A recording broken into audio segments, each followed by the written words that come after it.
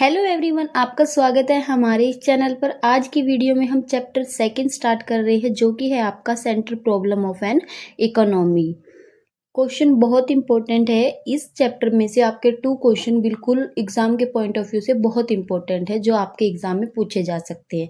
आज का हमारा क्वेश्चन रहेगा आर्थिक समस्या क्या है, उसकी परिभाषा और आर्थिक समस्या के क्या कारण है। अगर आपको जो मैं क्वेश्चन करा रही हूँ इससे रिलेटेड नोट्स चाहिए तो आप मुझे कमेंट बॉक्स में कमेंट कर देना, और वीडियो पसंद आए तो वीडियो को लाइक और चैनल को सब्सक्राइब कर देना। तो स्टार्ट करते हैं हमारा क्वेश्चन। आर्थिक समस्या क्या है? What is an economic problem? प्रत्येक मनुष्य की आवश्यकताएं असीमित है। मतलब जो मनुष्य होता है, जो मानव होता है, उसकी आवश्यकताएं असीमित है, जो कभी पूरा नहीं होती। आज हमने कुछ चीज खरीदी, आज हमने टीवी खरीदा, कल हम सोचेंगे हम फ्रिज खरीदे, फ्रिज खरीदने के बाद हम सोचेंगे हम एसी खरीदे। आज हमारे पास मोटरसाइकिल है, मोटरसाइकिल के बाद हम सोचेंगे हम गाड़ी ले, गाड़ी के बाद हम सोचेंगे हम उससे और बड़ी गाड़ी ले।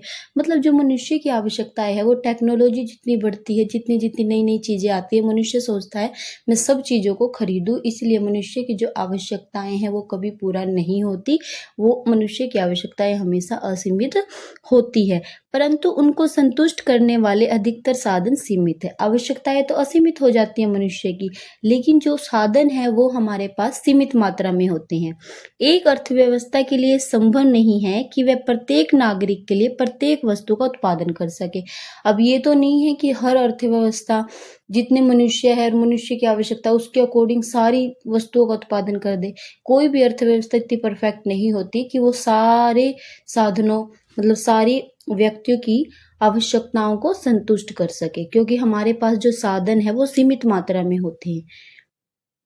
क्योंकि किसी भी अर्थव्यवस्था के पास इतने अधिक साधन नहीं होते कि वो सारे मनुष्य की आवश्यकताओं को संतुष्ट कर सके। अतः प्रत्येक अर्थव्यवस्था को यह चुनाव करना पड़ता है कि अर्थव्यवस्था के साधनों जैसे भूमि, श्रम, पूंजी आदि का किस प्रकार कुशलता पूर्वक प्रयोग किया जाए। मतलब जितने हमारे पास साधन है, अर्थव्यवस्था को यह देखना पड़ता है जैसे साधन कौन कौन से, जैसे भूमि, श्रम, पूंजी है, उनका वो इस तरीके से यूज करती है, अच्छे से अच्छे तरीके से, कि मनुष्य की आवश्यकताएं भी संतुष्ट हो सके और वो साधन भविष्य के लिए भी हमारे बच सके। ठीक है।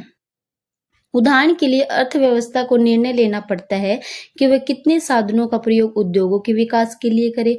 मतलब अर्थव्यवस्था को चयन करना पड़ता है कि वो कितने जो साधन हैं वो कृषि क्षेत्र में लगाए और कितने जो अपने साधन है वो उद्योगों में लगाए। ठीक है। साधनों के चुनाव संबंधी इस समस्या को ही आर्थिक समस्या कहा जाता है। जब हम साधनों का बंटवारा करते हैं कि किस क्षेत्र में हमें कितने साधन का यूज करके उत्पादन करना है, तो इसी समस्या को हम क्या कहते हैं? आर्थिक समस्या कहते हैं। अतएव आर्थिक समस्या चुनाव की समस्या, प्रॉब्लम चॉइस या साधनों के बचतपूर्ण प्रयोग की समस्या इकोनॉमिजिंग प्रॉब्लम है। यह ध्यान रखना चाहिए कि आर्थिक समस्या केवल वर्तमान साधनों के वितरण की समस्या नहीं, बल्कि भविष्य में उनके विकास तथा वितरण की समस्या भी है। मतलब ये नहीं सोचते कि हम सिर्फ प्रेजेंट के बारे में सोचते हैं, भाई अभी जो चल रहा है भाई उसमें ही हमें साधन है जो हमारे अच्छे से यूज करने हैं। हम साधनों का इस तरीके से कुशलता पूर्वक प्रयोग करते हैं कि आने वाले जो समय है आपका, उसमें भी जो हमारे साधन है वो बच सके और उनका अच्छे से विकास हो सके। ठीक है। उसके बाद ये इसका प्रॉपर मीनिंग आपको क्या लिखना है? आर्थिक समस्या वह समस्या है जिसका संबंध वर्तमान साधनों के उचित बंटवारे तथा भविष्य में साधनों की वृद्धि और उनके वितरण से है। मतलब हम क्या है हमारी आर्थिक समस्या? हम साधनों का उचित तरीके से प्रयोग करते हैं वर्तमान में, और इस तरीके से कुशलता पूर्वक प्रयोग करते हैं कि भविष्य में साधनों की वृद्धि भी हो सके, भविष्य के लिए भी हम साधनों को बचा सके और वर्तमान में भी मनुष्य की ज्यादा से ज्यादा आवश्यकताएं संतुष्ट हो सके और उनका कुशलता पूर्वक प्रयोग साधनों का हो सके। तो उसी को हम क्या कहते हैं? आर्थिक समस्या कहते हैं। उसके बाद इसकी डेफिनेशन की बात करते हैं।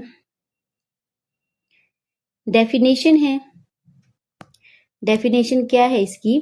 लेफ्टविच के अनुसार क्या है? आर्थिक समस्या का संबंध मनुष्य की वैकल्पिक आवश्यकताओं के लिए सीमित साधनों के वितरण तथा इन साधनों का अधिक से अधिक आवश्यकताओं की संतुष्टि के प्रयोग करने से है। मतलब जो वैकल्पिक प्रयोग होते, जैसे हमारे पास भूमि का एक टुकड़ा है, उस पर हम सोचेंगे हम चावल उगाए, या फिर गेहूं उगाए, ठीक है। तो उनका वैकल्पिक प्रयोग कैसे संभव है? अगर हम गेहूं का उत्पादन बढ़ाएंगे तो चावल का घटाना पड़ेगा, चावल का उत्पादन बढ़ाएंगे तो गेहूं का घटाना पड़ेगा। और मनुष्य की इस तरीके से हम साधनों का यूज करेंगे कि मनुष्य की ज्यादा से ज्यादा आवश्यकताओं को हम संतुष्ट कर सके। ये बात किसने कही है? लेफ्टविच ने। ये आपकी हिंदी में डेफिनेशन थी। और इंग्लिश में अगर आप करना चाहो तो इंग्लिश में आप क्या बोल सकते हो इसको? Economic problem is concern with the use of square resources among the alternative human wants and in using these resources towards the end of satisfying wants as a fully as a possible। ठीक है, ये आपकी English में थी definition. उसके बाद Eric role की भी है आपकी एक डेफिनेशन। एरिक रोल के अनुसार आर्थिक समस्या मूल रूप से चुनाव की आवश्यकता से पैदा होने वाली समस्या, जहां पे हमें चुनाव करना पड़ता है। चुनाव किस चीज का करेंगे हम? साधनों का, कि हम कितने साधन कृषि क्षेत्र में लगाए, कितने साधन हम उद्योगों में लगाए। तो इस समस्या को ही हम क्या कहते हैं? आर्थिक समस्या। इस चुनाव का संबंध वैकल्पिक प्रयोग वाले सीमित साधनों के प्रयोग से है। यह साधनों के उपयुक्त उपयोग की समस्या है कि हम साधनों का उचित तरीके से प्रयोग करें। तो ये किसने डेफिनेशन दी है? एरिक रोल ने। ठीक है, इंग्लिश में यह डेफिनेशन क्या है आपकी? The economic problem is essentially a problem arising from the necessity of a choice of the manner in which the limited resources with the alternative uses are disposed of। It is the problem of husbandry of resources। ये थी English में definition आपकी, जो कि आपकी Eric role ने दी है। ठीक है, चुनाव की समस्या, साधनों का अच्छी तरीके से यूज करना भविष्य में ताकि साधनों की वृद्धि हो सके, इसी को हम आर्थिक समस्या कहते हैं। ठीक है, उसके बाद है आर्थिक समस्या के क्या कारण हैं? आर्थिक समस्या के क्या कारण है? What is the Qs of economic problem? Economic problem क्यों होती है? इकोनॉमिक प्रॉब्लम क्यों होती है? इसको आपको डायग्राम में भी अगर दिखाना चाहो तो आप डायग्राम में दिखा सकते हो। डायग्राम में आपको इसको कैसे दिखाना है? प्रेजेंटेशन अच्छी करने के लिए जितना चाहे आप डायग्राम को यूज कर सकते हो। जैसे आपको लिखना है क्यूजेज ऑफ इकोनॉमिक प्रॉब्लम। ठीक है, आपको ऐसे लिखना है। उसके बाद आपको फर्स्ट पॉइंट लिखना है unlimited wants. Unlimited wants. Second आपको लिखना है स्केयर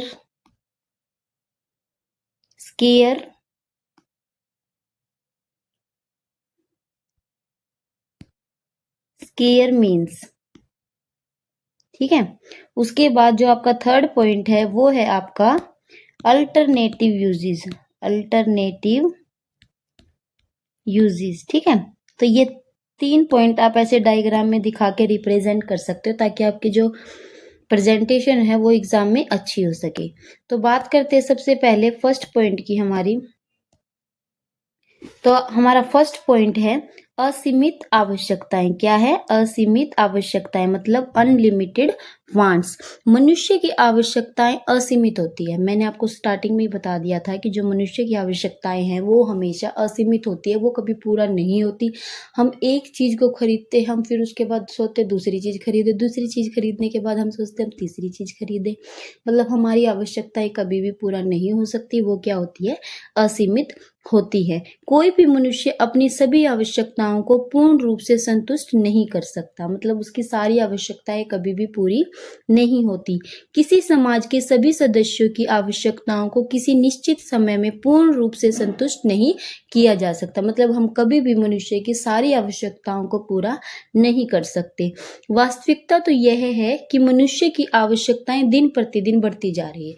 जैसे जैसे टेक्नोलॉजी बढ़ रही है, नई नई चीजें आ रही है, वैसे वैसे मनुष्य की आवश्यकताएं दिन प्रतिदिन हर दिन क्या है?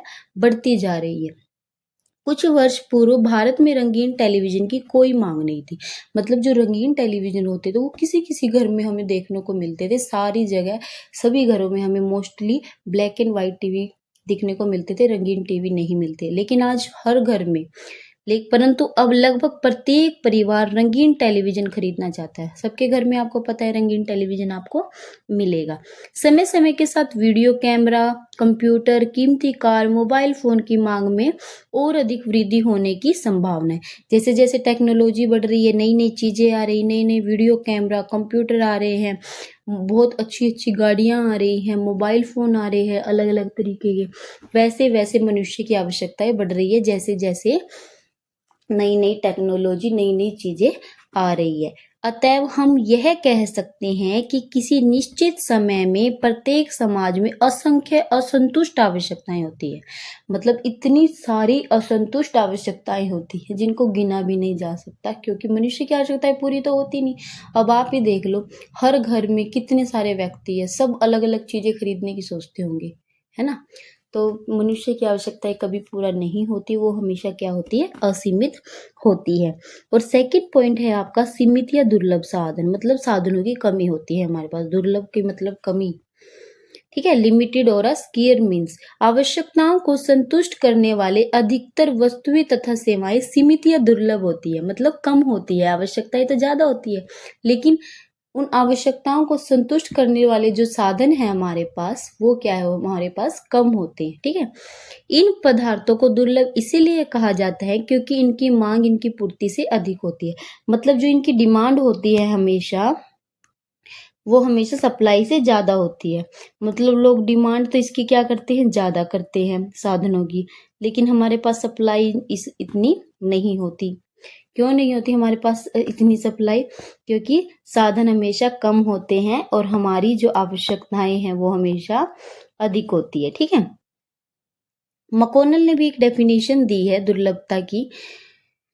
मैकॉनल ने क्या कहा है, मैकॉनल के शब्दों में, दुर्लभता वह स्थिति है जिसमें एक निश्चित समय में साधनों की उपलब्धता उनकी मांग से कम होती है। मतलब साधन हमारे पास कम होते हैं लेकिन उनकी मांग ज्यादा होती है। दुर्लभता तुलनात्मक है। इससे अभिप्राय है कि वस्तुएं और उन्हें उत्पादन करने वाले साधन उनकी आवश्यकताओं की तुलना में कम है। मतलब साधन कम है, उनकी मांग ज्यादा है। दुर्लभता उस स्थिति को कहते हैं जिसमें हमारी मांग ज्यादा है और साधनों की जो सप्लाई है वो कम है। आ गया होगा आपको समझ में। थर्ड पॉइंट है आपका वैकल्पिक प्रयोग या अल्टरनेटिव यूजेस। प्रत्येक साधन या वस्तु के वैकल्पिक प्रयोग होते हैं। प्रत्येक व्यक्ति तथा समाज को यह चुनाव करना पड़ता है कि वह अपने सीमित साधनों का उपयोग कौन सी आवश्यकताओं को संतुष्ट करने के लिए करे। मतलब उनको वैकल्पिक प्रयोग होते हैं, मतलब उसको चूज करना पड़ता है कि वो कौन सी वस्तु का उत्पादन करे, कौन सी आवश्यकता को संतुष्ट करे और कौन सी आवश्यकता को संतुष्ट ना करे। उदाहरण के लिए दूध एक सीमित वस्तु, आपको पता ही है दूध लिमिटेड मात्रा में हमारे पास होता है। दूध के भी बहुत सारे वैकल्पिक प्रयोग होते हैं, जैसे हम उससे रसगुल्ले बना सकते हैं, खीर बना सकते हैं, चाय बना सकते हैं, कॉफी बना सकते हैं। तो हमें ये चूज करना पड़ता है। जैसे आइसक्रीम बनाने में भी प्रयोग किया जा सकता है। इनमें हमें चूज करना पड़ता है कि हम कौन सी अपनी आवश्यकता को अगर हम पनीर और रसगुल्ले बनाते हैं तो हमें आइसक्रीम, चाय, कॉफी का त्याग करना पड़ेगा। अगर हम आइसक्रीम बनाते हैं तो हमें चाय, कॉफी का त्याग करना पड़ेगा। तो मतलब एक चीज का अगर हम उपभोग करेंगे तो दूसरी वस्तु का हमें त्याग करना पड़ेगा, ठीक है। इन सीमित वस्तुओं को आर्थिक वस्तुएं, धन कहा जाता है। इन सीमित वस्तुओं को हम क्या कहते हैं, आर्थिक वस्तुएं कहते हैं और धन कहते हैं। जो चीज हमारे पास लिमिटेड मात्रा में होती है उन सबको हम क्या बोलते हैं, धन बोलते हैं, वेल्थ बोलते हैं। प्रत्येक परिवार की आय सदैव सीमित होती है। मतलब हमारी आय हमेशा क्या होती है, उनकी कम होती है, सीमित होती है। एक परिवार अपनी सीमित आय का प्रयोग अपनी आवश्यकताओं को संतुष्ट करने वाले किसी भी वस्तु या सेवाओं को खरीदने के लिए कर सकता है। मतलब उसकी आय है, वो जहां चाहे वहां पे खर्च कर सकता है। इसी प्रकार प्रत्येक समाज अपने सीमित साधनों अर्थात भूमि, श्रम, पूंजी तथा उद्यम का प्रयोग विभिन्न प्रकार की वस्तुओं तथा सेवाओं का उत्पादन करने के लिए कर सकता है। ऐसे ही उत्पादककर्ता की भी मर्जी है वो अपने साधनों का किस चीज के उत्पादन में यूज करे। यह ध्यान रखना चाहिए कि परिवार तथा समाज दोनों के ही साधन सीमित होते हैं। इसलिए यदि इनका प्रयोग एक वस्तु की प्राप्ति या उत्पादन के लिए किया जाएगा, मतलब अगर हम एक वस्तु की प्राप्ति के लिए, जैसे हमारे पास 20,000 सैलरी है, किसी व्यक्ति की 20,000 सैलरी है, 5,000 उसने सेविंग कर ली, 15,000 रुपए है उसकी, मतलब 5,000 उनका खर्चा आ गया, पूरे महीने का बजट है उनका, भी 5,000 रुपए में उनका खर्चा चल जाएगा। उनके पास बचे 15,000। 15,000 में वो सोचेंगे उनको 2 चीज़ें खरीदनी है, फ्रिज भी खरीदना है और टीवी भी खरीदना है। अगर वो फ्रिज खरीदते हैं 15,000 में तो उन्हें टीवी का त्याग करना पड़ेगा। अगर वो टीवी खरीदते हैं 15,000 में तो उन्हें फ्रिज का त्याग करना पड़ेगा। मतलब अगर वो एक वस्तु का उपभोग करेंगे तो दूसरी वस्तु का उन्हें त्याग करना पड़ेगा। ऐसे ही उत्पादनकर्ता है, जैसे उत्पादनकर्ता के पास 100 गज की भूमि है, उसके पास 2 ऑप्शन है कि वो उस भूमि पर गेहूँ उगाए या फिर चावल उगाए। अगर वो उस भूमि पर गेहूँ उगाता है तो उसे चावल का त्याग करना पड़ेगा और अगर चावल उगाता है तो गेहूँ का त्याग करना पड़ेगा।